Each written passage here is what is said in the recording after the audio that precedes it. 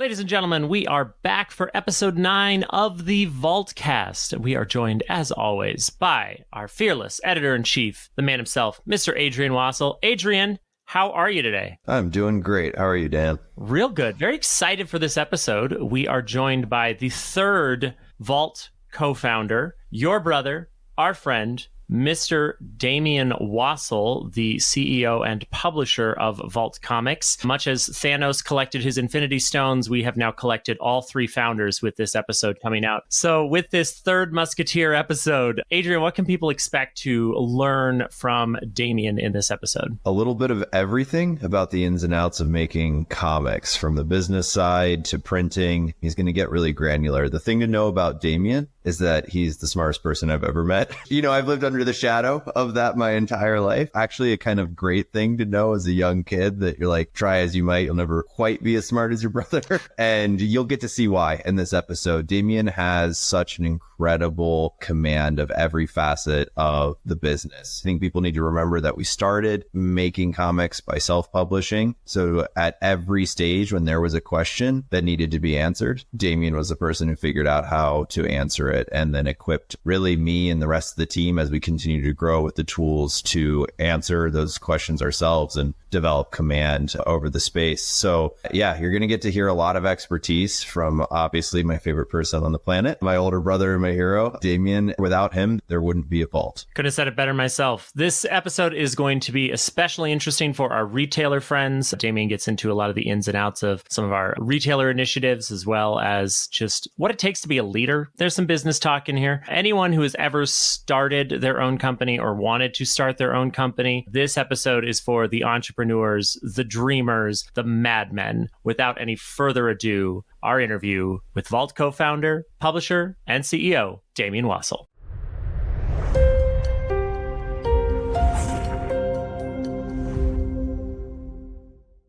Welcome back, everybody. We are so glad to be back, and we are joined today by our founder, our publisher, and the CEO of Vault Comics, Mr. Damian Wassel. Damian, thank you so much for coming on the show. Thanks for having me, Dan. It's fun to be here. Well, and thank you for approving the show in the first place and allowing it to exist. That's helpful, too. I think most of my job is approving other people's good ideas. That sounds about right. Now, getting into, the nuts and bolts of your job, Vault has been around now for 7 years, and a lot has changed in the industry. A lot has changed at Vault. It's been an incredible period to be involved in comics. But looking back to those early days, we've heard from Adrian, we've heard from Nathan, but to complete our set of founders here, what was the impetus for Vault? What were the early days and the sort of founding and inciting incident of Vault like, in your own words? Well, I'm sure, as Adrian and Nathan have already told you, we got our start in this strange business, co-creating some graphic novels together that did reasonably well in the convention circuit, won some awards, that sort of thing. And I think we were looking at a market at a time where there were a lot of people who had really marvelous content that deserved to be made that wasn't getting made. Just incredible books, comics, graphic novels. I hate it when I use the word content, but every once in a while it attacks my brain as it attacks all of our brains. So we'll get to how that slipped into your vocabulary from Hollywood work and stuff later. We saw an opportunity to go after a spot in the market that I think was, really singularly important to step into, which was, creating this home for the best science fiction, fantasy, and horror comics out there from a lot of voices that otherwise weren't going to see their work find its way to market. It's one thing to identify a need in the market, and it's another thing to have the passion and expertise to fill that niche in the market. And I feel like Vault is that perfect overlap in the Venn diagram. So the passion for storytelling and the passion for genre specifically, can you speak to where that came from for you as a person, as a reader? Were there novels, comics, movies, things growing up that,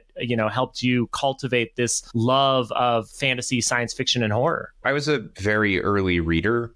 That's not like an accolade. It's just a fact. Lots of people start reading at different ages. And I think like a lot of people who end up in, broadly speaking, creative fields, I felt pretty understimulated in school. So I spent most of my school day from, I would say, first grade onward reading while I was in class, sometimes to the teacher's, frustration and sometimes with their blessing. And, as I was generally being inundated with nonfiction information, I would be reading reading fiction in class, fantasy, whatever. I think, probably the first novel, like full-length novel I ever read was The Lion, the Witch, and the Wardrobe. And I kind of got hooked on the notion of, fantasy literature from that point forward. So fantasy was definitely my sort of gateway into the broader landscape of genre fiction. And then that evolved into a love of all things sci-fi. I think the first sci-fi author I really gave the time of day was Frank Herbert. And, I'm sure a lot of people out there will go, Frank Herbert's really writing some kind of elaborate space fantasy.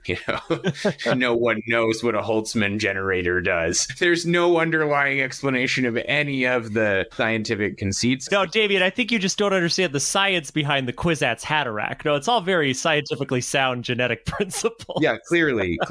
I still, sidebarring on Dune, don't understand any of the explanations for a spacefaring economy before Spice, but that's a story for another day. And so from there, I just sort of broadly fell in love with all of it as a diversion. And then I sort of eventually came to recognize that it was a bit of a mistake to think of this kind of literature as fun and diverting and not as really serious fiction, because the work has the opportunity to explore issues that just sit outside what you can get away with engaging with in mainstream literature. I mean, the reality is right now, we're living in a post-pandemic world, right? There's scarcely any straight up the middle literary fiction that has the brass to even look at that issue. And we're seeing it happen time and time and time and time again in fantasy and science fiction, whether you're talking about like an obvious example like Station 11, or you're thinking about like a less obvious example like Christopher Buehlman's The Black Tongue Thief, which is set in a world that's been like devastated by some kind of magic plague that killed all the horses. Now, it's easy to be like, oh, that's a magic story. That has no bearing on the actual world. But it's set in a fantasy landscape where like horses are the engine of the economy, right? Kill all the horses and you kill the economy. And like, that's what we all lived through, is the plague that killed the horses. It shut down small businesses because they're the horses of the contemporary economy, right? And so like, I don't know, I came to look at all of this kind of fiction as fiction that sort of had a level of audacity to engage with questions that maybe were just beyond the reach of more conventional mainstream literary fiction. And once I had that perspective on it,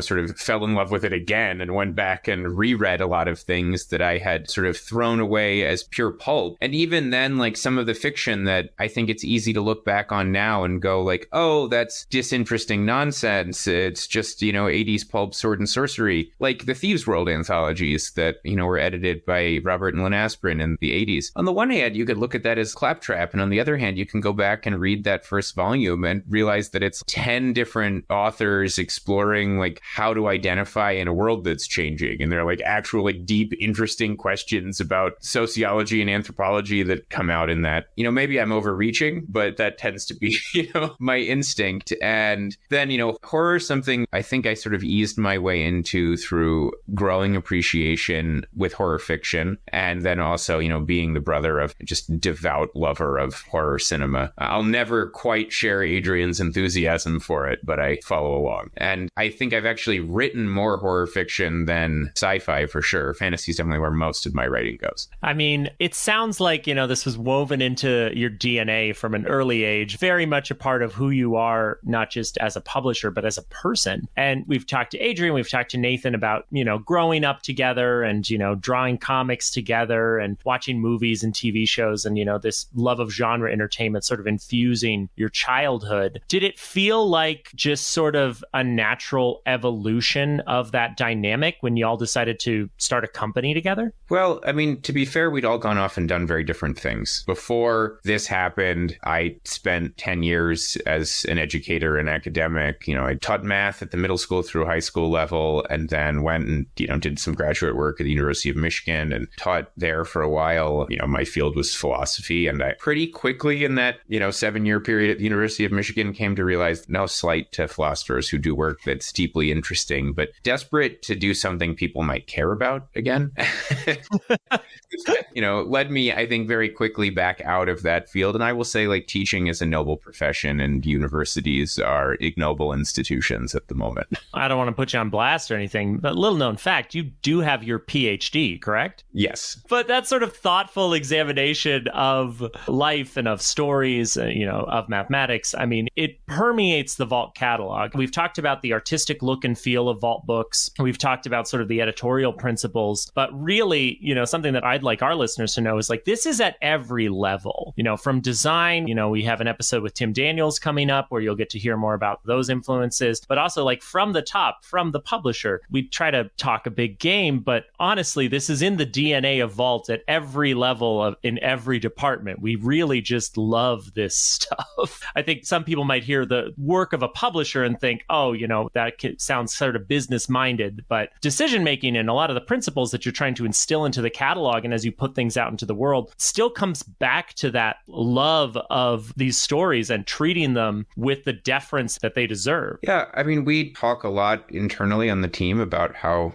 story is everything. When we run into some question, and this may be an editing question, but it may also be a question about how to present the business at a convention or, what to do next in marketing something. The first and, most important question to address is what's the story we're telling and why? Who cares? Who cares about this? How do we hook them with this story? And then I think there's another feature of like the comic book market that I've mentioned time and again. Comic fans are probably the most devoted media fans out there. You can't read a comic and do anything else. It's one of the few forms of media that still requires your undivided attention, and people consume a lot of this media format, like a lot of it. And so you have a lot of people getting in a lot of really focused reps, which means that they have like the most refined bullshit detector in the entire entertainment business. You can't slip nonsense past them. So it's a waste to try. To the contrary, the only way to get things to find a real home with this audience is to try to give them the best. And when you do, to no one's surprise, they show up for it. There's a built-in schlock filter. If you don't show up, they're not going to show up. Correct. And, that bullshit detector has been activated to disarm a lot of ill-conceived attempts to enter the comics market. Before we leave the pre-Vault days behind entirely, were there any lessons you learned in your time in academia that have carried over into your life as a publisher? I think probably the one overriding lesson that I've carried forward from academia into publishing is that if someone you respect treats something seriously, treats something like it's a hard problem or it's a hard question or it's a complex matter or it's a delicate matter or it's a sensitive matter, and your intuition is anything to the contrary, what you should take away from that is that you don't know enough yet. And the corollary that has in business is that if anything seems like it's about to be simple, easy, low effort, the immediate intuition you should have is, I don't know enough yet. I don't know where the danger spots are. I don't know where the pain points are. I don't know how this can go wrong. And you should dig in and find the answers to those questions, because without the answers to those questions, maybe you'll get lucky and be fine, but you might just bump up against cataclysm without noticing. You want to do that. You want to do that as infrequently as possible. And then I think probably the other lesson I took from academia that I try to bring to business and probably to every other dimension of my life, there's this notion of how smart people operate perpetuated by like fiction, like Big Bang Theory, right? Which is like, smart people are quick-witted and zany, right? That's the depiction. Everybody thinks that in sort of popular fiction that like being smart is the same as somehow being fast on your feet. And I will say that like many of the smartest brains I've ever had the opportunity to interact with moved at a pace that seemed like so glacial, it was almost like they weren't paying attention to the question, and then would return 3, 4, 5, 10 weeks later with an answer or a resolution or some depth of thinking so far beyond what I thought was going on or what I was capable of that I was just sort of astounded time and again. And I think the lesson in that, is there are so many different ways to be really brilliant, and the timetable on which brilliance unfolds doesn't really have any correlation to the output. Some people are brilliant quickly and some people are brilliant slowly, and some people are brilliant directly and some people are brilliant obliquely. And when you're dealing with artists who, like, for better or worse, are usually aiming for that, right? Whether they get there is another question. They're aiming for some kind of like brilliance. They want to deliver to you this perfectly cut gemstone in their work. You have to give them time to achieve it in their own ways. And it's not necessarily going to look like the obvious way to you.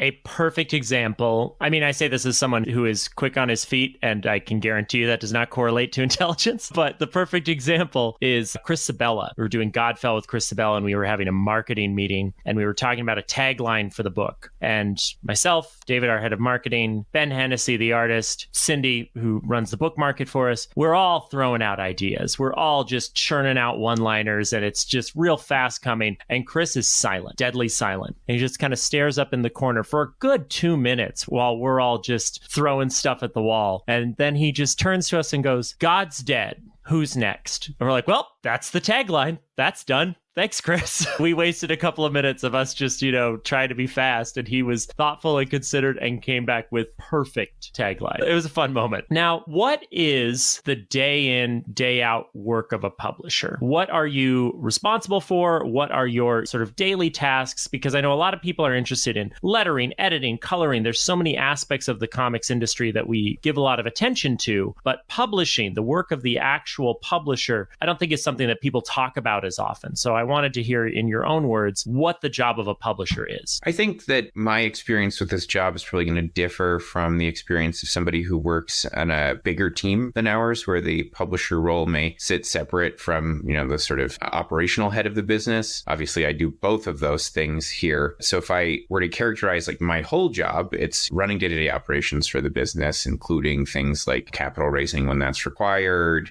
coordinating with the controller who runs our, financial functions, overseeing the team, broadly speaking, managing hiring and personnel. That sort of all sits in the operational head of the business side of things. More traditionally, the publisher role, really comes down to, and I should say, as a sort of sidebar, at most businesses, the publisher role sits sort of at the top of publishing operations, but in some cases, publishers report to the editor-in-chief. So it's not necessarily a given, organizational structure. Here, the way it functions is, Adrian makes creative decisions for the line, and I support those creative decisions, very rarely countermand them if there's some sort of obvious reason to do that, and then manage, how and where we're going to allocate resources to the project, ranging from budgets for the project to budgets for the project marketing to printing for the project, et cetera, et cetera. So a lot of time spent, looking at spreadsheets or generating back of the napkin modeling. And then the other side of that is a lot of time spent with contracts,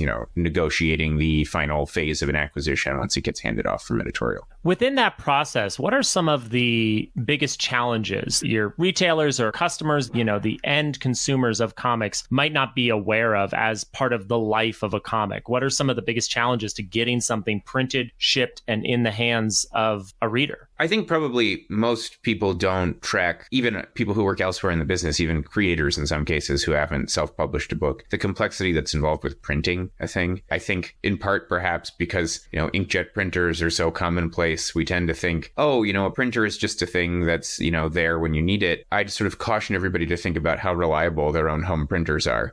They're notoriously delicate machines, and the printing business, broadly construed, is a notoriously delicate machine with, a bunch of complicated moving pieces on the supply chain and a bunch of, markets that ought to be correlated but aren't correlated, dictating the price of the raw goods that go into the thing, like wood pulp and paper and ink. And then there are weird things that can go wrong in printing that no one thinks about. Like, we sell comic books, and the technical term for how a comic book is bound is a saddle stitch, right? It's a little staple. Looks like a staple to the, sort of naked eye, but it isn't. It's a machine that stitches wire through the spine of the book. They're really, really delicate machines that go down all the time, and there are like 3 companies in the world that make them, and many of the plants that run them are using machines that are 50 or 60 years old. Then there's this final component of printing that nobody thinks about and is like, the ultimate place where things go wrong. And that is that, books get printed in multiples of 8 or 10 or 16, depending on how they're going to configure files on the giant sheets of paper that go through the printers. But they get bound one at a time. Books get bound one at a time. The binder is a one at a time machine. And there may be multiple binders, running in parallel, but they get bound one at a time. And where bottlenecks happen is always in the binding side of the business. There's so many businesses out there that do print and they don't bind. They ship off to another bindery. And so binding is its own special complication in the printing landscape. So I think, broadly speaking, the area of the comic book business that is, likely to cause the most complications is the printing side of the business. And that is not to say that the printers themselves aren't marvelous businesses to work with. They run big, complex operations with many employees working 2 or 3 shifts a day to serve the demands of this market. And it's amazing what they do. And, they also are operating giant, complex machinery that costs tens of millions of dollars and is the sizes of multiple basketball courts stuck together, and stuff gets weird in there. In short, binding can put you in a bind. Yes. Thanks for that. Yeah, you're welcome. That's a fireable offense of a pun if I ever heard one. Well, this episode has been answering that age-old question. When you open a book and you see the publisher, what does a publisher even do? Well, now you know. At least you know part of it. You keep listening, you're going to hear the rest of it. But personally, I'm just kind of a business and book nerd, and I find it very fascinating. I know Damian downplays it a little bit, thinks his job isn't that interesting. Personally, I find it very interesting, especially his insights into the comic book market and where it's going. You're going to hear more about that in the second half here. But in the meantime, any book from Vault is going to have Damian's name in it, and his fingerprints are all over everything in the company. So I could not begin to pick a book for a discount code that would encapsulate Damian. So I'm just going to give you guys 10% off your order, whatever you want to get, because his name's on all the books, and I don't feel like picking. Kyle, does that sound like a good deal to you? Not only do I think that's a good deal, I think I have a pretty good code that's appropriate for this episode. Oh, really? 2 for 2. All right, Kyle, fire away. Printer problems. All right, use the code PRINTERPROBLEMS for 10% off your order at vaultcomics.com. That's a good one, Kyle. I like that. Wasn't, but thank you. Now, in addition to all the operational things that you're overseeing, there is a unique part of Vault, whereas, unlike, say, an Image or a Dark Horse, Vault is a startup. You spoke to capital raising, but what is it about running a startup that adds a level of complexity and challenge to your daily workload? That's not an easy task to run when you're not overseeing printing and personnel. I think probably all sorts of dimensions to running a startup that are complicated, tricky, hard to get your hands around. With that said, and this probably doesn't apply to people who run startups who have run businesses previously. If it's your third startup, or you were, a senior executive at some other business and then you step into that role. But the reality is that's not true of most people who found startups, or people who have never run a significant business before. Maybe they ran a 4-person team at Google, or they were somewhere in the intermediate management structure of some other business, but they've never been in a spot where they have to call all the shots. And the trickiest part of that isn't really anything to do with the ordinary side of business operations. The trickiest part of that is, and every book on business will agree with me on this, the trickiest part of that is always hiring the right people, getting the team to work the right way. It's always the hardest part. And there are trade-offs that you make in hiring early in the life of a business that you then have to navigate later in the life of a business. Startups are often places where people who have great agility thrive early on. And this can be true even if the founder of the business, right? Where in the early days of Vault, I did lots of things I don't do anymore. I built, every job for press after Tim, Adrian, and the creators handed off the files. I approved every page of the books before they went to press, built all the POs for the printer and managed all of that. And then at a certain point, as my time was getting increasingly constrained doing that, I had to find someone else to do that. But then I also had to look at what I was doing and ask, where am I now going to allocate those hours in the smartest way? And I had to go from being sort of agile and diverse in my workload to being more focused. But when that happened, I also discovered that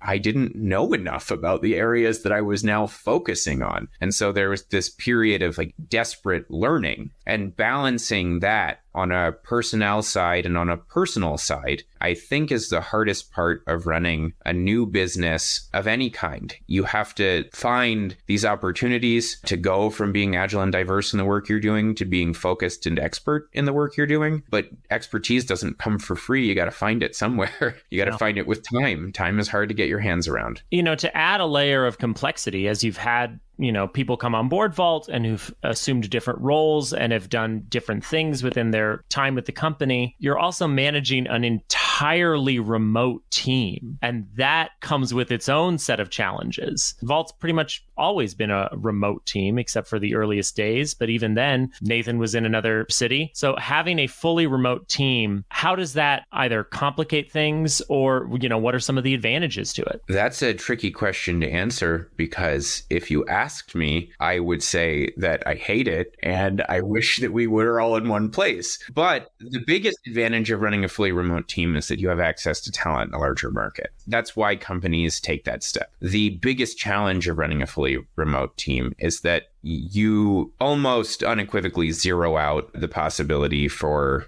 synchronous communication, for these moments where four people coalesce around a problem and fix it. Everything has to be planned. Even your synchronous communication has to be planned. And that means you lose that thing that Joseph Conrad once called the oneness of inspiration. You don't get it anymore. You can't have these moments where three simultaneous bolts of lightning hit three individual brains in the same room at the same time. Everything, again, it's got to be scheduled and planned and sequenced. And that means, on the one hand, everybody's got to learn how to do that really well. You've got to learn how to prime people with the right kinds of pre-planning for meetings that gets them into a spot where there's still some room for, inspired activity where things aren't over-planned. So yeah, being a remote creative business is really tricky. And then the other thing that happens in, a remote business setting is there's a tendency for people to work way too goddamn much, right? And you want great output from your team. Everybody wants that. Everybody's like, oh yeah, I really want the folks that I work with to go the extra mile. And that remains as true for Vault as it is for any other business. But what you don't want is the window of time where people are at the desk and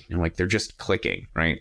They pushed it as far as they could push it that day, but there's no reason to disengage because there's no office to leave. There are no other people going home. It's just, you're there, you're on your own, you're clicking at a problem. And I don't necessarily see obvious ways to solve this difficulty with remote work, because any of the solutions make remote work feel really intrusive. Oh, are we just going to sit there on an all hands Zoom call all day as though we're all in one office, right? Are we just going to leave some kind of drop in, drop out meeting open? Well, try it. I invite you to if you run a remote.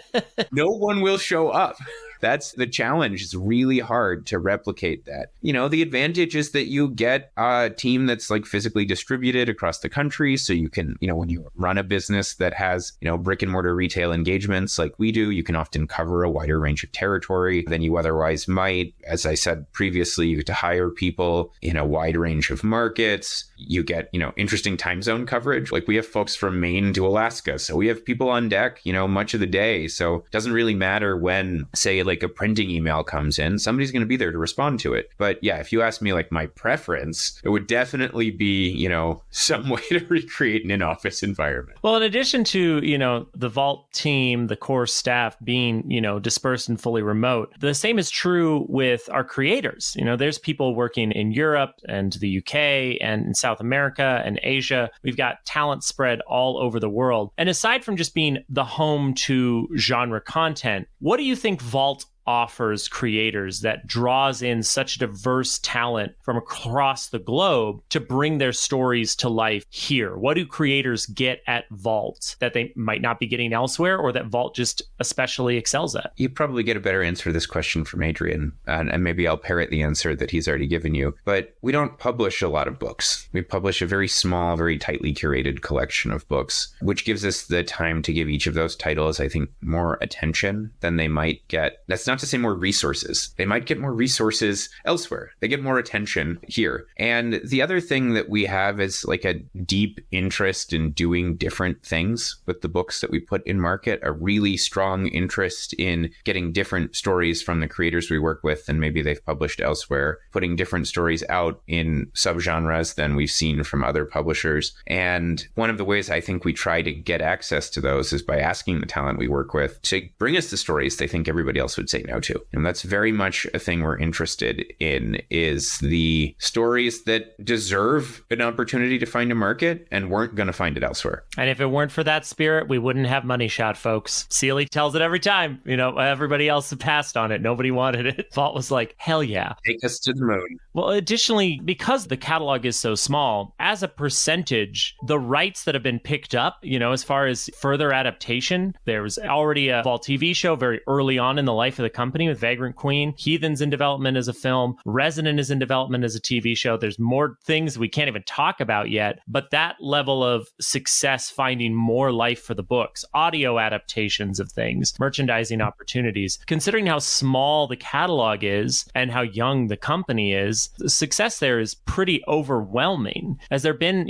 any, I don't want to say, trade secrets or anything, but what has helped in such a young company to find these other opportunities for these books? What has been the secret there to try and, get these things more life beyond just on the page? Well, I think two factors probably shape our success there. And maybe I'll play my cards close to the vest. There's probably a third factor that I'm not going to talk about because I don't want to spill the beans to the competition. But two factors that I think play a major role here are, first, the catalog feels unique. This is not a collection of books that feel like anybody else could have published them. They feel like our books. We strive to make that happen. They feel like books that emanate, really authentically from the creators who brought them to us and resonate with the brand that we've more broadly built. And maybe not the great secret, but a big secret to selling anything successfully, right, is to make your prospective customer care about it before you ask them to buy it. To do that, you have to some degree shape their expectations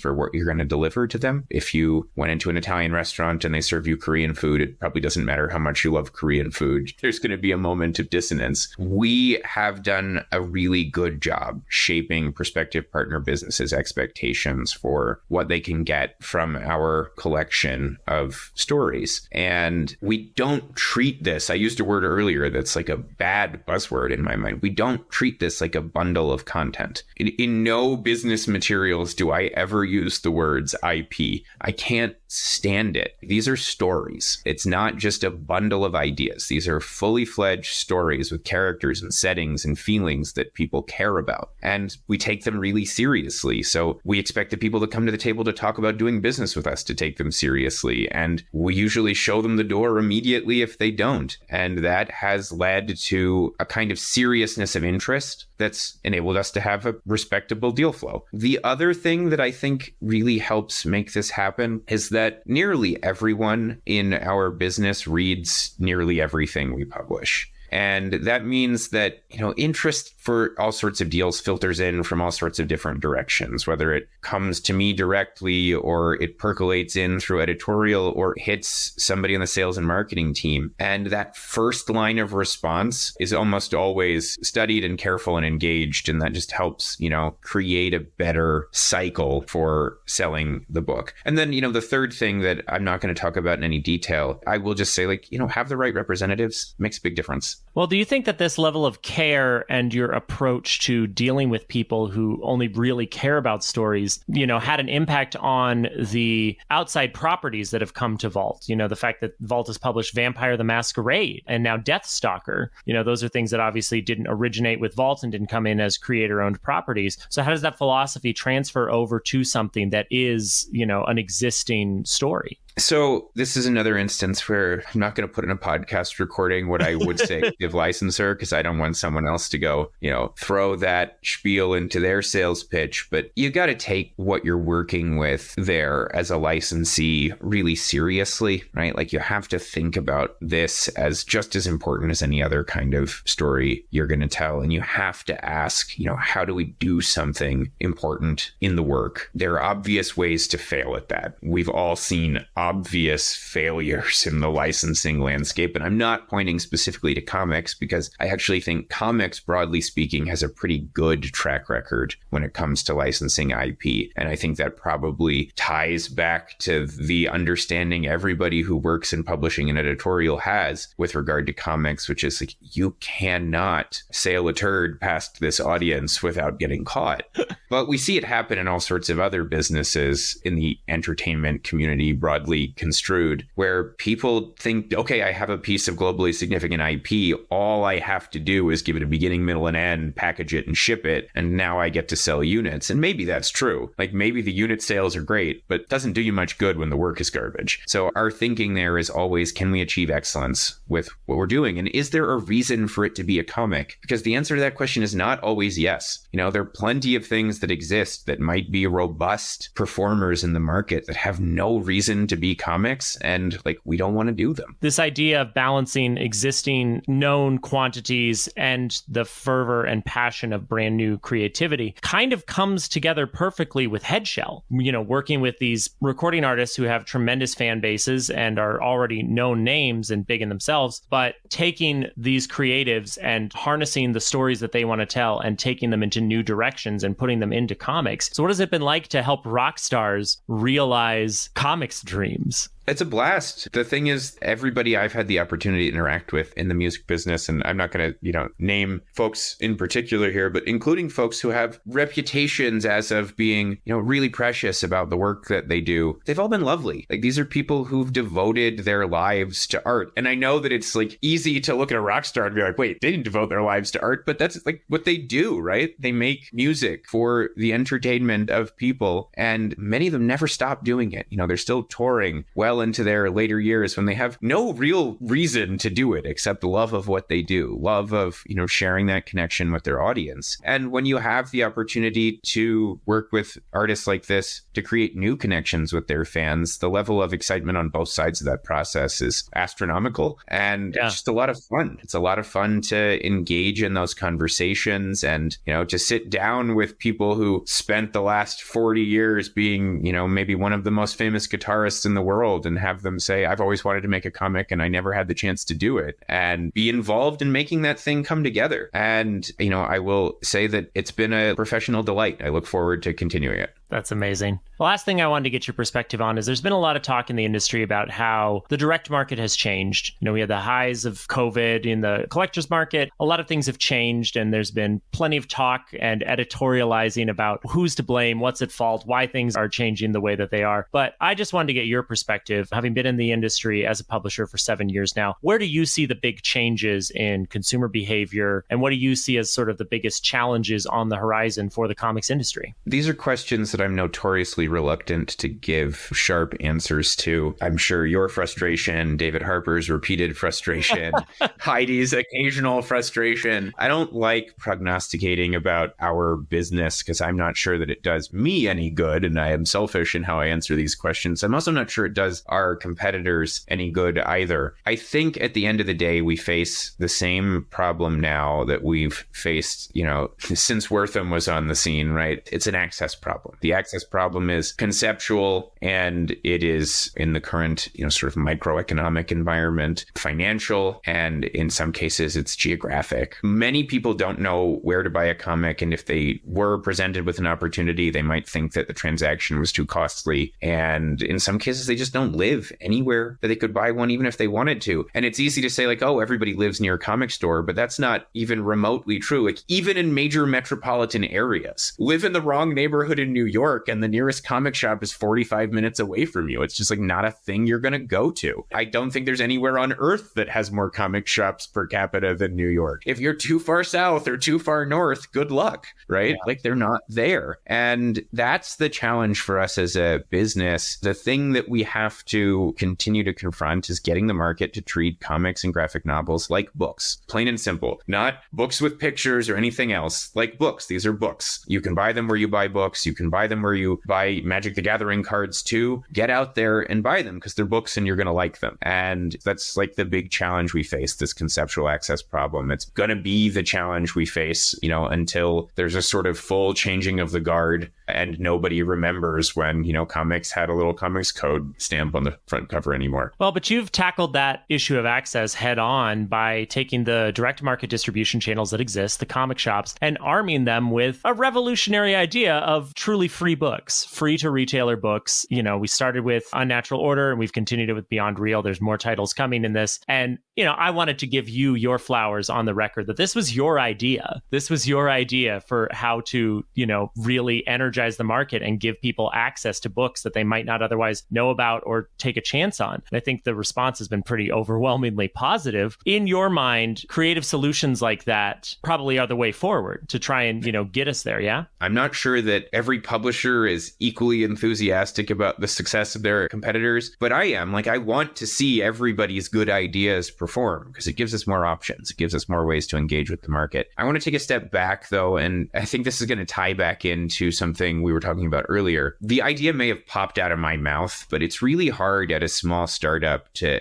sort of attribute anything to any one individual. And the reason that's true, I think, is that we sort of function as a collection of thinking organs. And I wouldn't have had this idea or had the possibility for the idea if other people hadn't put certain things in place for that to happen. And so I think we have to credit it to the broad company that we were able to look at the market and have that idea. And I'm optimistic about how it's going to continue to perform. And I'm also hopeful that we'll see other companies throw really great ideas in the mix too, and just continue to give our retail partners different ways to maximize the engagement they get from their customers. That's a pretty beautiful sentiment to end on. Damian Wassel, thank you so much. Really appreciate you coming by, Damian. This was a great conversation. I hope anybody who's interested in the business side of comics listens to this one a couple times through, because I think there's a lot of really good advice and insight here if you have any interest in the business side of comics. All 6 or 7 people.